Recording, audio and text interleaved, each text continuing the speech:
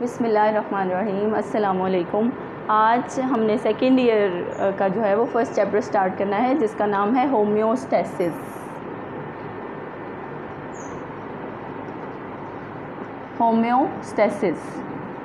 Homeostasis जो है ना वो हमारी बॉडी का एक बहुत इम्पोर्टेंट मैकेनिज़्म है जिसमें हमारी बॉडी जो है ना वो अपनी इंटरनल कंडीशंस को रेगुलेट करती है। जैसे कि पानी को रेगुलेट करती है ताकि पानी ज़्यादा भी ना हो, पानी कम भी ना हो। जैसे टेम्परेचर को रेगुलेट करती है। जैसे नाइट्रोजिनस वेस्ट जो आपकी बॉडी में प्रोड्यूस होता है उसको बॉडी अपने अंदर से बाहर निकालती है ताकि आपकी बॉडी को जो है ना वो फ्लक्चुएशंस मतलब तब्दीलियाँ जो आती हैं ना बॉडी के अंदर, इनसे होने वाले नुकसानात से बचा सके। जैसा कि शुगर कंट्रोल करती है हमारी बॉडी, वाटर को बैलेंस करती है, टेम्परेचर को 37 डिग्री सेल्सियस रखती है। बिल्कुल इसी तरह ये सारे प्रोसीजर्स को मिला के जो एक मैकेनिज़्म है उसे हम क्या कहते हैं, होम्योस्टैसिस। होम्योस्टैसिस की डेफिनेशन क्या है? Protection of internal environment. Internal environment कौन सा? आपकी बॉडी का इंटरनल एनवायरनमेंट, जो कि एक्चुअली में क्या है? सेल। फ्रॉम किससे? हार्म्स से। हार्म्स क्या है? नुकसानात। Of fluctuations. फ्लक्चुएशंस क्या है? चेंजेस, तब्दीलियाँ। Of external environment. आपके एक्सटर्नल एनवायरनमेंट में जो भी चेंज आ रहा है उसके नुकसानात से आपको बचाता कौन है? होम्योस्टैसिस बचाती है। अब आपकी जो बॉडी है ना उसमें 3 कंपोनेंट्स हैं जो कि बेसिकली जो कि ज़्यादातर रेगुलेट किए जाते हैं, और वो 3 कंपोनेंट्स जो है ना आपकी बॉडी के, वो कौन से हैं? Number 1 temperature, number 2 solutes and water, number 3 nitrogenous waste. देखें, सबसे पहला जो कंपोनेंट आपकी बॉडी का है वो क्या है? टेम्परेचर, जो कि रेगुलेट करना बहुत ज़रूरी है। आपकी बॉडी का जो टेम्परेचर है उसको रेगुलेट करने के लिए जो मैकेनिज़्म यूज़ किया जाता है उसे हम कहते हैं thermo regulation. Therm means temperature, regulation means to regulate. Thermo regulation में देखें, अगर हम इसको फर्दर एक्सप्लेन करें तो उसकी एक्सप्लेनेशन ये है कि थर्मो रेगुलेशन में आपने टेम्परेचर मेंटेन करना है, और टेम्परेचर मेंटेन करने के लिए आपकी बॉडी जो है, मैं बेसिकली ह्यूमंस की बात कर रही हूँ, मैमल्स की बात कर लेती हूँ। वैसे तो बहुत सारे ऑर्गेनिज़म्स होते हैं, कुछ ऑर्गेनिज़म अपना टेम्परेचर चेंज नहीं करते, कुछ ऑर्गेनिज़म अपना टेम्परेचर चेंज कर लेते हैं। तो हम जो है ना वो बेसिकली उनमें से हैं जो अपना टेम्परेचर चेंज नहीं करते। हमारी बॉडी का फिक्स टेम्परेचर जो है वो 37 डिग्री सेल्सियस है। अब 37 डिग्री सेल्सियस से ज़रा सी भी फ्लक्चुएशन अगर आई, बेसिकली देखें, ये देखें, ये है जी आपकी बॉडी का normal temperature, that is 37 degree Celsius. अगर इसकी फ्लक्चुएशन ऊपर की तरफ जाएगी, यानी कि ये 39 हो जाता है या 40, हो तो सकता ही नहीं है ना, मतलब जाने की कोशिश कर रहा है। जैसे इन केस ऑफ फीवर, बुखार हो जाता है आपको, तो फिर आप उसको बीमारी कहते हैं, बीमार हो जाते हैं आप, क्योंकि आप 37 डिग्री सेल्सियस क्रॉस कर गए हैं।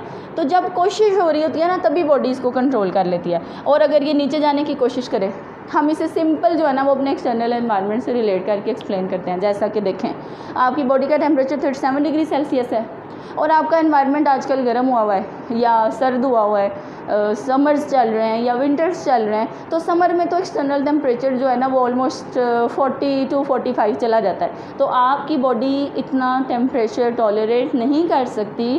दैट्स वाई अल्लाह ताला ने आपकी बॉडी का टेम्परेचर फिक्स रखा हुआ है, और फिर आपकी बॉडी को वो सारे मैकेनिज़म्स भी प्रोवाइड किए हुए हैं जिससे आप अपनी बॉडी को क्या करते हो? रेगुलेट कर सकते हो। और वो रेगुलेशन जो है ना वो आपका ब्लड करता है।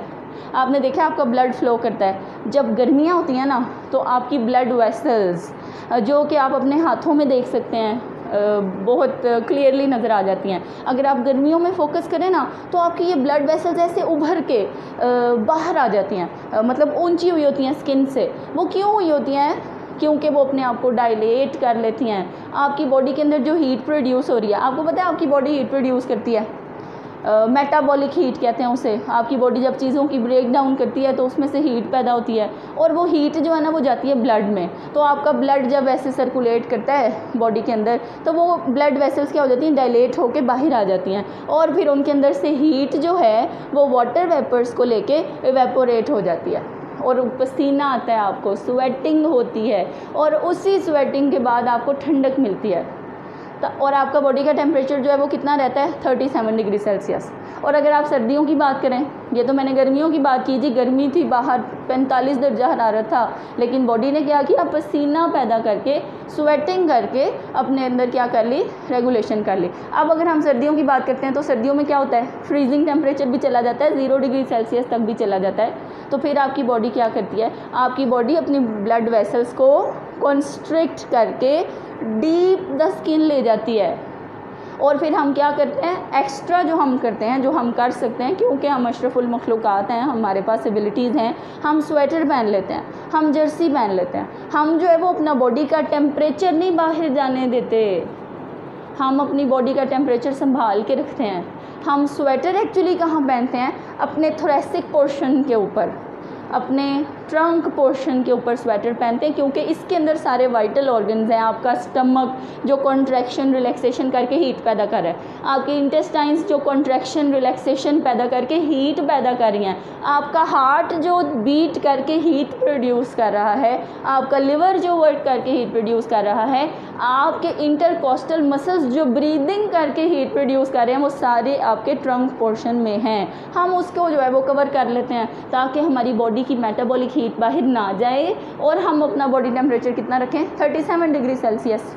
बाहर तो 0 गया हुआ है, फ्रीजिंग टेम्परेचर हुआ हुआ है, या 10 है या 8 है, तो हम जो हैं वो सर्दी वाले एनवायरनमेंट में भी अपना टेम्परेचर रेगुलेट करते हैं और इसी को हम क्या कहते हैं, थर्मो रेगुलेशन, जिसमें आपकी बॉडी जो है वो माइनर फ्लक्चुएशंस के साथ, बिल्कुल कम नैरो फ्लक्चुएशंस के साथ, मतलब मैं बिल्कुल ये नहीं है कि 37 ही है, बस थोड़ा सा तो आगे पीछे जाएगा ना, थोड़ी सी फ्लक्चुएशंस होती हैं, जैसे 36.9 से लेके 38 डिग्री सेल्सियस तक, मतलब इसके बीच बीच में 37 से जैसे ही ऊपर होने लगता है ना तो आपकी बॉडी एक्टिव हो जाती है और 37 से जैसे ही नीचे जाने लगता है तब भी आपकी बॉडी एक्टिव हो जाती है। तो this process is called as thermo regulation.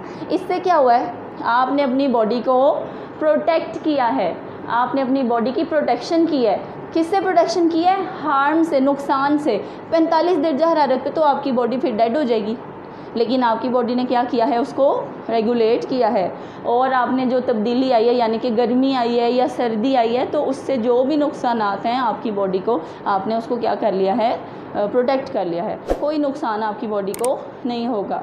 दूसरा जो है ना हमारे पास कंपोनेंट बॉडी का जिसे हमने रेगुलेट करना है वो है सोल्यूट्स एंड वाटर। अब सोल्यूट क्या है और वाटर क्या है, इसको भी डिफ़ाइन करते हैं। पहले हम इसके मैकेनिज़्म को देखते हैं। इसके मैकेनिज़्म को हम कहते हैं osmo regulation. Osmo means water and regulation means regulate करना। ऑस्मो का वर्ड निकला है ऑस्मोसिस से। इसको अगर फर्दर हम जो है वो थोड़ा सा एक्सप्लेन करें तो हम इसको एक्सप्लेन करेंगे ऑस्मोसिस। ऑस्मोसिस का क्या मतलब है, movement of water, movement of water. तो ये हमारे पास पानी के मॉलिक्यूल्स के बारे में बात कर रहे हैं हम। ऑस्मोसिस से वर्ड निकला है ऑस्मो रेगुलेशन। ऑस्मो मीन्स पानी। अब पानी की रेगुलेशन भी बहुत ज़रूरी है आपकी बॉडी के अंदर। आपने पानी तो रेगुलेट करना है और पानी को रेगुलेट करने के लिए सोल्यूट की भी ज़रूरत होती है। सोल्यूट जो कि पानी के अंदर डिज़ोल्व हो जाते हैं वो सोल्यूट हैं, जैसे शुगर्स, जैसे सॉल्ट। तो आपकी बॉडी जो है वो डिमांड करती है सॉल्ट। हम जब भी पानी की बात करेंगे तो साथ हम सोल्यूट की बात करेंगे और वो सोल्यूट क्या है, आपका कॉमन टेबल सॉल्ट NaCl, जो कि आप अपनी फूड में इस्तेमाल करते हैं, टेबल सॉल्ट आपका। तो ये जो सोल्यूट है इसकी मदद से आप पानी की मिकदार जो है वो अपनी बॉडी में मेंटेन करते हैं। अब ये भी एक्सटर्नल एनवायरनमेंट के हिसाब से है, ठीक है। अब एक्सटर्नल एनवायरनमेंट जो है ना वो आपका ये भी है, जो हवा है, ये आपका एक्सटर्नल एनवायरनमेंट है। और अगर मैं सेल की बात करूं तो सेल का एक्सटर्नल एनवायरनमेंट क्या है, ब्लड। जो हर सेल के इर्द गिर्द रेगुलेट कर रहा है। तो सेल जो है वो ब्लड के हिसाब से अपने आप को मेंटेन करते हैं और जो ब्लड है वो एक्सटर्नल एनवायरनमेंट के हिसाब से अपने आप को मेंटेन करता है। अब इसको भी हम जो है ना वो समर और विंटर के हिसाब से एक्सप्लेन करते हैं। देखें गर्मियों में क्या होता है, गर्मियों में हम बहुत ज़्यादा पानी पीते हैं, बहुत ज़्यादा पानी पीते हैं। डॉक्टर्स भी कहते हैं कि आप 8 से 10 गिलास जो हैं वो लाजमी पिए पानी, क्योंकि आपने वो पानी जो है वो स्वेटिंग में इस्तेमाल करना है। स्वेटिंग होगी तो आपकी थर्मो रेगुलेशन होगी, टेम्परेचर मेंटेन होगा। तो गर्मियों में आप क्या करते हैं, पानी ज़्यादा पीते हैं, यूरिनेशन कम हो जाती है। यूरिनेशन का ऑल्टरनेट क्या हो रहा होता है, स्वेटिंग हो रही होती है, क्योंकि गर्मियों में गर्मी से बचने के लिए स्वेटिंग ज़रूरी है, पसीना आना ज़रूरी है, तो इसलिए हम पानी ज़्यादा पीते हैं। और सर्दियों में क्या होता है, हमें पानी पीना याद ही नहीं होता, पानी पी लेते हैं, याद आए तो पी लेते हैं, अदरवाइज़ भी देखें फिर भी तो बॉडी अपने आप को मेंटेन कर रही है। पानी ना एक्चुअली में आपकी बॉडी खुद प्रोड्यूस करती है, जो सर्दियों में हमें काफ़ी है।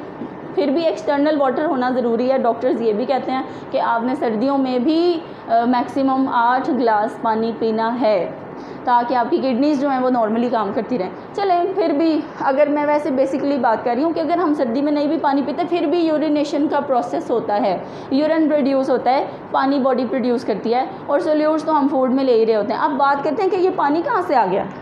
अब देखें ना, सर्दियाँ हैं, पानी तो बेसिक चीज़ है आपकी बॉडी की। देखें आपकी बॉडी जो है ना वो रिएक्शन करती है। आप खाना खाते हैं C6H12O6, ये आपके बेसिक जो है ना वो कार्बोहाइड्रेट्स हैं, जिसे हम ग्लूकोज कहते हैं। इन कार्बोहाइड्रेट्स की हम ब्रेक डाउन करते हैं in the presence of oxygen, और इससे पैदा करते हैं कार्बन डाइऑक्साइड, और ये देखें पानी और एनर्जी। इस एनर्जी को हम इस्तेमाल करते हैं और पानी जो है वो प्रोड्यूस हो रहा है, इसे कहते हैं वाटर ऑफ मेटाबॉलिज्म। ये जो मेटाबॉलिज्म से पानी प्रोड्यूस हुआ है ना, चीज़ों को तोड़ के, ये वो वाला वाटर है। अब आप इसको अपनी बॉडी में भी इस्तेमाल करें, आप इसको बॉडी से रिमूव भी कर सकते हैं। तो देखें आपने क्या किया, पानी को और सोल्यूट्स को भी अपनी बॉडी में रेगुलेट किया है। ठीक है, अब देखें जो तीसरा प्रोसेस है वो क्या है जी, तीसरा कंपोनेंट जो है वो है जी नाइट्रोजीनस वेस्ट। अब नाइट्रोजीनस वेस्ट को जो बॉडी से निकालने का प्रोसेस है उसे हम क्या कहते हैं, एक्सक्रीशन। एक्सक्रीट आउट करना। आपकी बॉडी क्या प्रोड्यूस करती है, वेस्ट मटेरियल प्रोड्यूस करती है। अब वेस्ट मटेरियल आपकी बॉडी में दो तरह का है, एक वो वेस्ट मटेरियल है जो आपने खाना खाया फिर उसको डाइजेशन के प्रोसेस से डाइजेस्ट किया, और सॉलिड वेस्ट मटेरियल जो है वो क्या हुआ, बॉडी से निकल गया। और जो दूसरा वेस्ट मटेरियल है वो कौन सा है, नाइट्रोजीनस वेस्ट है। कौन सा वेस्ट है, नाइट्रोजीनस वेस्ट। नाइट्रोजीनस वेस्ट कौन सा होता है, जिसमें देखिए आप, इसमें क्या वर्ड यूज़ हुआ है, नाइट्रोजन। क्या वर्ड यूज़ हुआ है, नाइट्रोजन।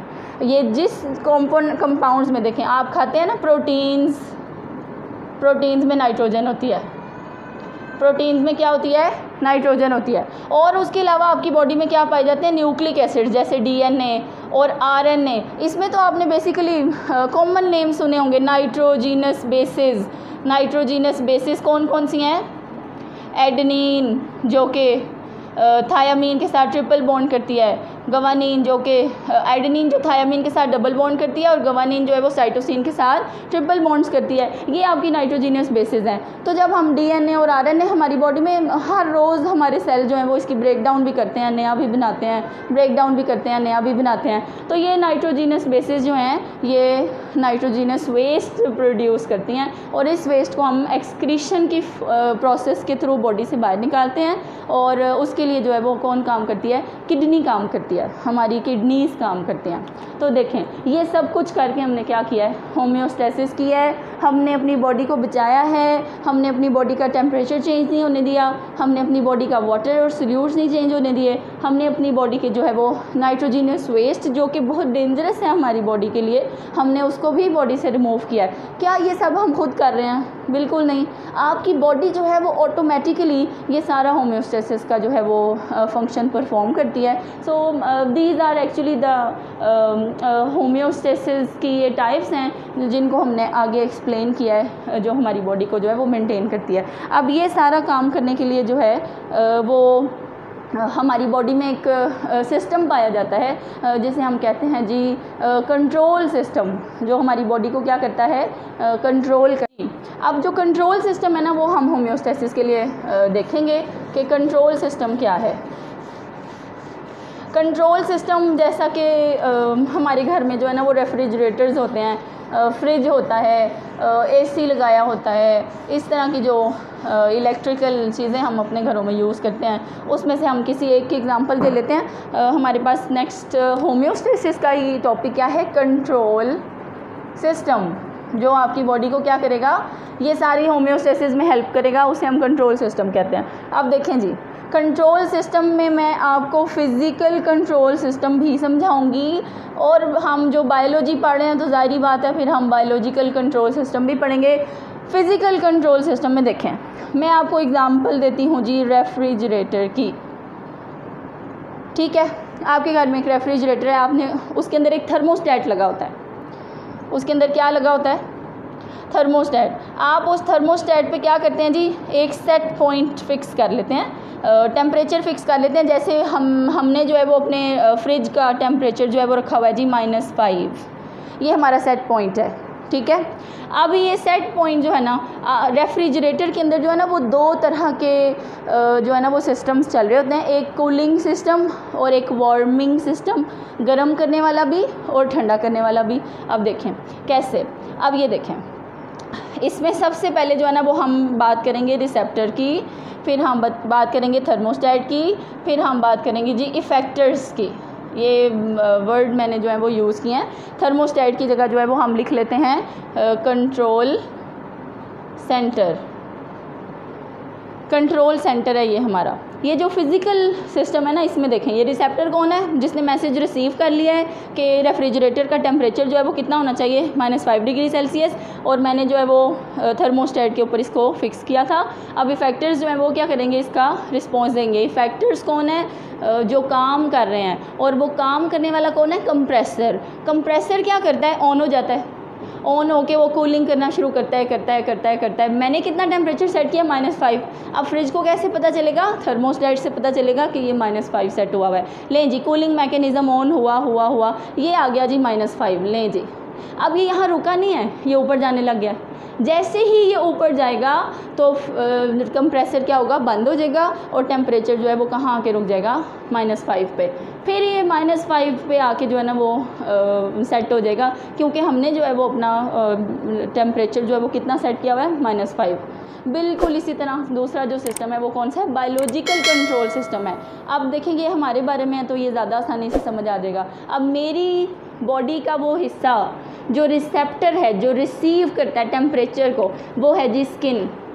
5 रिसेप्टर्स होते हैं, eyes receptor of light, nose receptor of smell, tongue receptor of taste, और आपके ईयर्स रिसेप्टर ऑफ साउंड, और आपकी skin that is multi receptor of temperature, receptor of hot cold, receptor of touch, pressure, pain, ये सारी चीज़ें जो है ना वो हमारी स्किन रिसीव करती है। तो देखें अब हमारे पास जो है ह्यूमंस के पास, मैमल्स के पास, ऑर्गेनिजम्स के पास जो स्किन अवेलेबल है वो क्या है, रिसेप्टर है।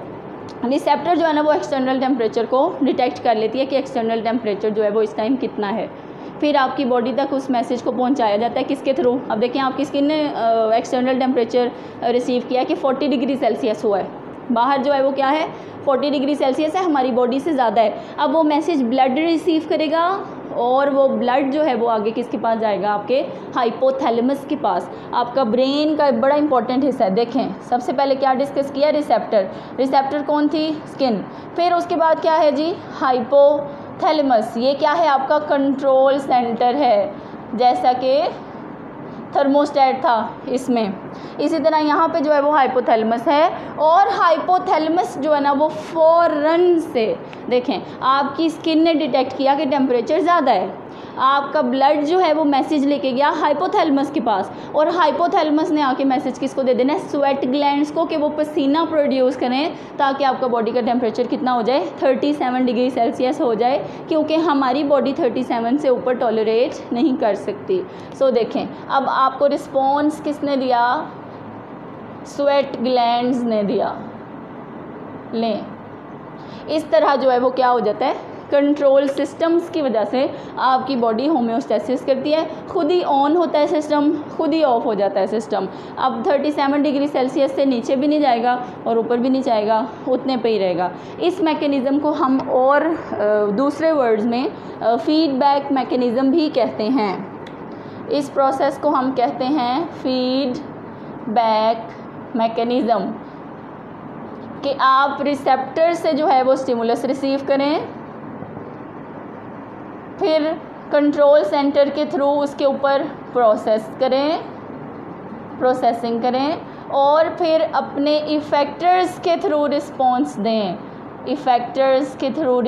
दें। अभी फ़िलहाल आपके पास जो हमने अभी टॉपिक एक्सप्लेन किया उसमें इफ़ेक्टर्स कौन हैं?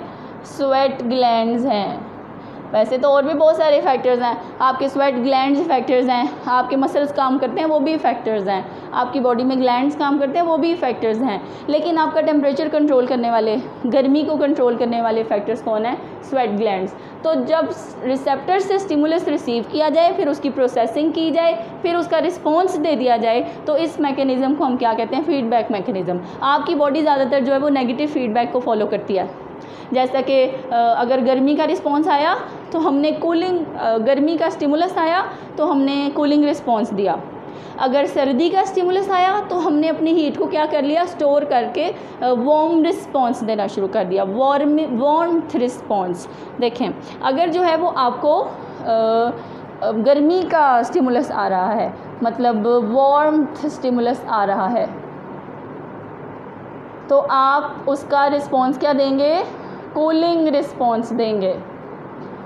और अगर आपके पास कूलिंग स्टिमुलस आ रहा है, यानी कि सर्दी है बाहर, तो फिर आप उसका रिस्पॉन्स क्या देंगे? वार्मथ रिस्पॉन्स देंगे।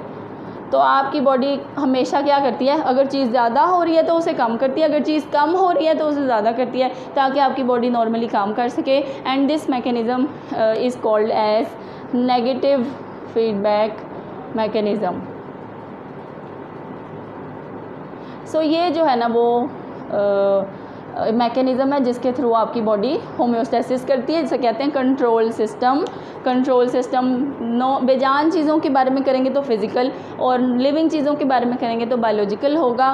कंपोनेंट्स 3 ही हैं, एक रिसीव करना है जिसने मैसेज, जिसने प्रोसेसिंग करनी है उसके ऊपर काम करना है, और जिसने क्या करना है? रिस्पॉन्स देना है, चाहे वो लिविंग हो चाहे वो नॉन लिविंग हो। सो आज जो है वो टॉपिक जो है वो इतना ही था। इससे नेक्स्ट टॉपिक जो है ना वो है हमारा ऑस्मो रेगुलेशन का, वो इंशाल्लाह ताला हम स्टार्ट करेंगे। सो फर्दर जो है वो लेक्चर्स के लिए आप चैनल को सब्सक्राइब करें। और इसके अलावा जो है वो बच्चे जो हैं वो कमेंट्स में कहते हैं कि हमें ये भी बताएं कि याद क्या करना है। तो वो याद करने के लिए जो है वो आप अपनी बुक पे देखें, आपकी बुक का जो है वो फर्स्ट पेज है, और इस फर्स्ट पेज पर बेसिक डेफिनेशंस आपने याद करनी है। सिर्फ एक जो है वो होम्योस्टेसिस की डेफिनेशन है, फर्स्ट पैराग्राफ में आपको नज़र आएगी, डार्क लिखी हुई है, और एक ऑस्मो रेगुलेशन है, एक एक्सक्रीशन है और एक थर्मो रेगुलेशन है। उसके अलावा जो है वो आपने कोई भी चीज़ इस पेज में से याद नहीं करनी। फिर उसके बाद जो है वो नेक्स्ट पेज है, नेक्स्ट पेज में से एक पैराग्राफ है पूरा, जो कि इस येलो डायग्राम के ऊपर लिखा हुआ है, और ये है कंट्रोल सिस्टम का। ये आप लॉन्ग क्वेश्चन के लिए भी याद करेंगे। इसमें इन्होंने डिस्कस किया हुआ है physical control system, biological control system, feedback mechanism and negative feedback mechanism, जिसके साथ जो है वो एक बेसिक एक्सटर्नल और इंटरनल एनवायरनमेंट की डायग्राम बनाई हुई है। तो आप जो है वो इसको बेसिकली शॉर्ट के लिए भी करें। इसमें से फीडबैक और नेगेटिव फीडबैक की डेफिनेशंस बहुत इंपॉर्टेंट है शॉर्ट क्वेश्चन के लिए, और उसके अलावा ये जो पैराग्राफ है ये आप लॉन्ग के लिए याद करें। सो आज का जो है वो हमारा टॉपिक ये था।